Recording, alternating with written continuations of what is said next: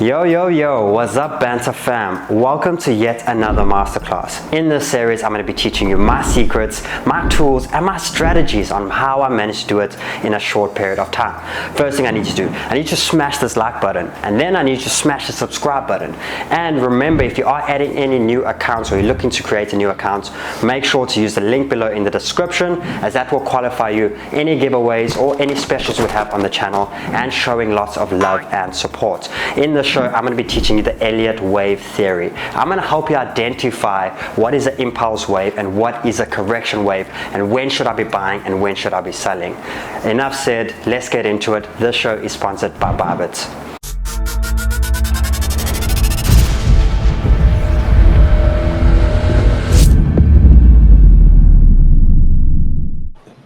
So what is the Elliot Wave theory? Guys, this is a theory that goes back over 100 years ago to 1920 to 1930s by a guy named Ralph Elliott. And he believed that emotions run the market, and these are caused from outside influences, which we like to call the big guys. How many times do we talk about the big institutions manipulating the market? You know, playing with people's emotions, forcing you to get out of your coins. It's crazy to think back that this simple theory was 100 years ago and it still actually plays out today.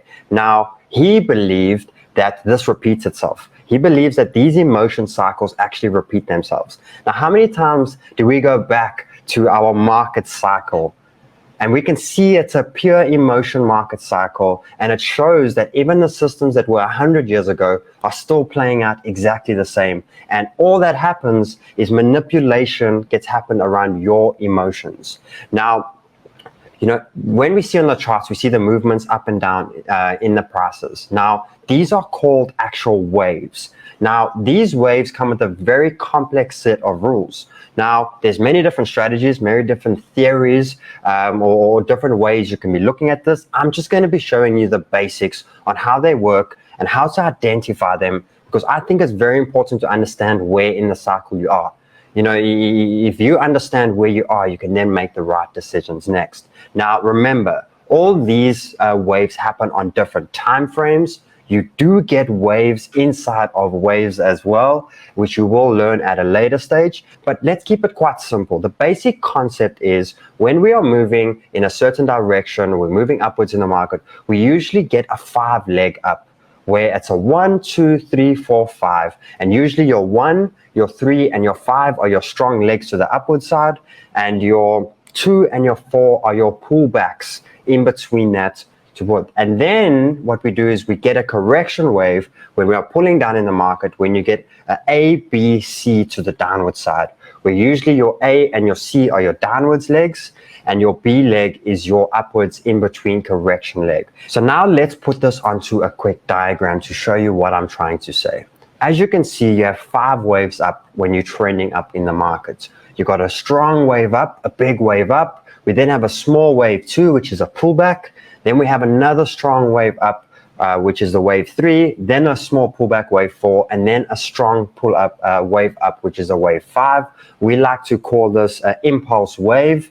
Then when we're in a downwards trend, you know, it usually means we could possibly have a 3-leg down, which is an ABC. And you can see how the A leg is the bigger leg, the B is a shorter leg, and the C leg is now the next bigger leg. Now, why is this important, guys? Why is it important to understand this? Because if you can identify certain waves in where we are in the market, it will teach you as well that either we're getting to wave 5, guys, be very careful because a big correction can come, or we're just starting off on leg 1 or wave 3. So it means you should actually be holding on a bit longer, and it gives you a little bit of an understanding of where we actually are in the emotion cycle. Now, let me show you the basics on how to use this tool and how to look for these waves. Now, if we jump into my chart, we can see here, I've clearly marked out, does that not look very similar to the diagram we just had a look at? And you can see that I've identified we've had a strong wave 1, small pullback, strong wave, small down. So they're not exactly perfect, as you see, but you can sort of see how this actually flows. And it's crazy how these emotions can actually repeat themselves. Now, before I jump into that, if you want to look to find these tools, if you come to your left column where your toolbar is, and you go to your 6th column, and you scroll down, you can see this Elliott impulse wave. So remember, impulse wave is your 5-leg wave, and then you have a correction wave, which is an Elliott correction wave, which is an ABC. And if I click on this, you can see how I can draw my 5 legs to the upward side. Now, this is where you can practice, and you can see if you can identify where these actual legs are. Now, the same thing with the correction wave. A, B, C. That's your 3-leg wave. Now, what this basically does, guys, is when we are breaking some sort of trend, or we say breaking some sort of structure. Now, remember, there's 3 ways. Markets moving up, markets moving sideways, and markets moving downwards. Now, if the market's been moving sideways for the last year, and all of a sudden we start to have a strong breakout in a certain direction, this can give an indication now can be possibly starting a strong wave 5 to the upward side. So it'll give you an indication that we've only just started. So now you've really got entries that you can be holding for a long time because you've managed to catch it early. Now, if you see what happened before that, do you see how we were trending sideways? So nothing was really happening.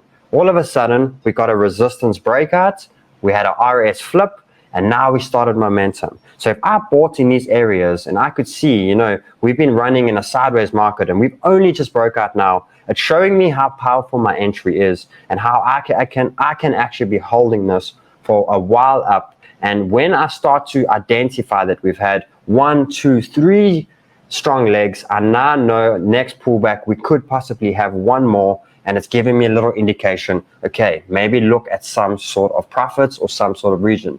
Now, if we have a look at the next leg, we did get to some sort of top, and then we had a small pullback. We then had the next little retracements, and you see how we had the next strong pullback down. And this is still the simplicity of higher highs and higher lows.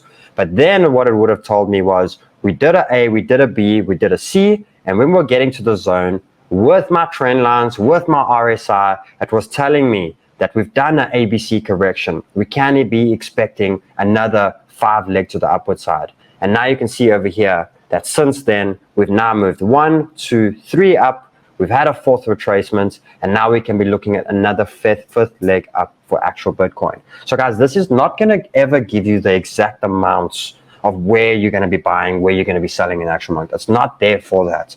It's there to identify where you are. And if you're really early, we know the power of making money in this market is by getting one really good entry and never have to sell again. Or, you can really ride this thing long. Remember, people were buying Bitcoin at $5. They were buying Ethereum at $1.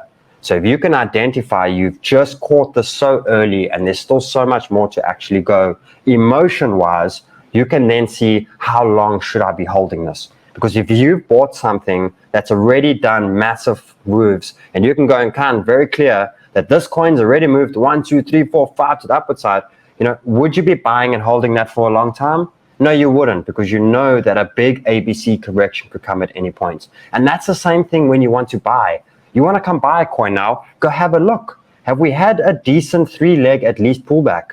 If we've had that, and you can at least count and sort of put it together, you do know that we can possibly have the next bounce in the market. Use your other strategies as well, and then okay, now it's time to buy. But if you come here and we've only managed to do 1 leg, you haven't even seen an ABC, you only see 1 leg, it means the B and C can still come.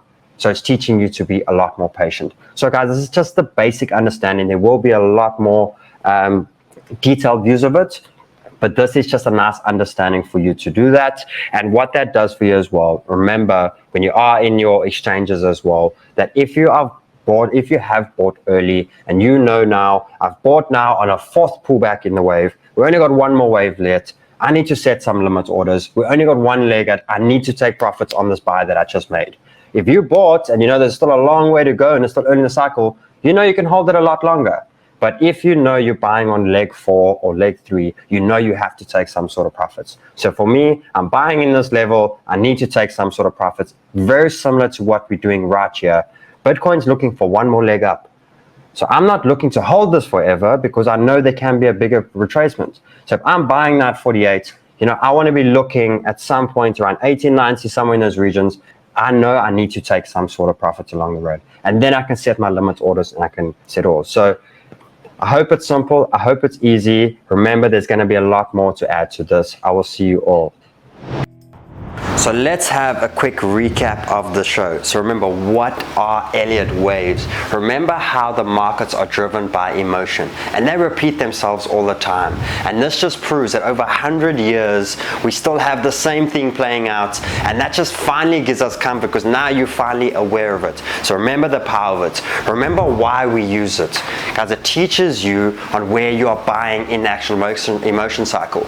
Now you know, will you ever buy something that's already had 5 legs up? No, you're rather going to sit back and say, whoa, I'd rather want to let this have a good correction and then I want to be buying. So see, it just gives you an area of where you actually are in the market. And remember, how do we do it? Always refer back to the video with the simple rules. Remember, I will be doing a lot more in depth of them. Start with the basics, start practicing with the tools. Just get the basic understanding of what it is, and then we will start to add on. I will see you all on the next video.